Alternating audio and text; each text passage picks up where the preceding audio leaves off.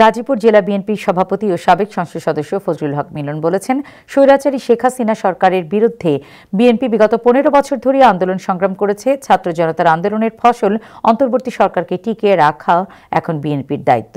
পাশাপাশি এই সরকারের প্রতি দ্রুত একটি সুষ্ঠু নির্বাচনের মাধ্যমে ক্ষমতা হস্তান্তরের দাবি জানান তিনি।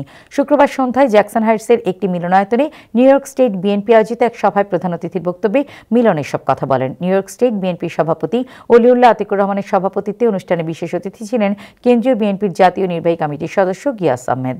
সভায় বক্তারা গত 5 অগস্ট স্বৈরাচার শেখ হাসিনা দেশ ত্যাগ করলেও তার অনুগামী অনুসারীরা দেশে অশান্তি সৃষ্টি করছে, সম্প্রীতি নষ্ট করছে অভিযোগ করে তাদের সকল ষড়যন্ত্রের বিরুদ্ধে সবাইকে ঐক্যবদ্ধ হওয়ার আহ্বান জানান এবং যারা বাংলাদেশের জাতীয় পতাকা পুড়িয়ে অবমাননা করেছে তাদের বিরুদ্ধে সোচ্চার হওয়ার পাশাপাশি নিউ ইয়র্কে ভারতীয় দূতাবাসের সামনে বিক্ষোভ কর্মসূচি ঘোষণা দেন।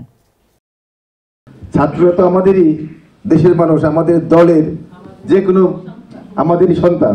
এবং আপনারা মনে রাখবেন যে বিএনপি যে ছাত্র দল, টেকনিক্যাল কারণে তারা তো সামনে আসতে পারে না, সেই কারণে বাইরে থেকে বিএনপি এবং তারুণ্যের অহংকার তারেক রহমান যেভাবে দিক নির্দেশনা দিয়েছেন সেভাবেই এই দ্বিতীয় মুক্তিযুদ্ধ শুরু হয়েছে।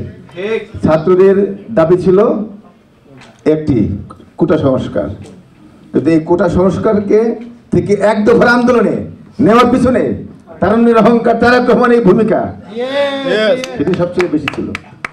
দীর্ঘদিনের দেশনেত্রী বেগম খালেদা জিয়ার ত্যাগ তিতিক্ষা, নির্যাতন, জনাব তারেক রহমানের নির্যাতন, তার মিথ্যা মামলা, অবৈধ সাজা দেওয়া, শত শত মানুষকে খুন করা, ইলিয়াস আলী সহ অসংখ্য মানুষকে গুম করে ফেলে হত্যা করা হয়েছে, কারা নির্যাতন করা হয়েছে, জেল জুলুমে দিয়েছে, বাড়িঘর ছাড়া করেছে। শত শত মানুষের রক্তের বিনিময়ে অর্জিত যে ফসল, সেই ফসলের একটি উদাহরণ হচ্ছে এই বর্তমান অন্তর্বর্তীকালে যে সরকারের সরকার।